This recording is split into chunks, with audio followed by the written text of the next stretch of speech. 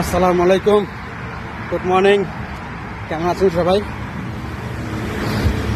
মানুষ কত কিছু বলবে তার হয়তো কোনো শেষ নেই।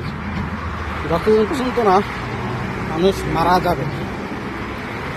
আসলে জীবন কতটা কষ্টের এবং কতটা সুখের, এই সুখ এবং কষ্ট একমাত্র তারাই জানে যারা অনেক কষ্ট সাধনার পরে এই সুখটাকে এনেছে। তো শুধু এতটুকুই বলবো, জীবন কখনো এত সহজ না। জীবন কখনো সহজ ছিল না, না ছিল, না থাকবে। আমি আমার মতো প্রতিদিন কাজ করে যাচ্ছি, আপনারা আপনাদের মতো করেন।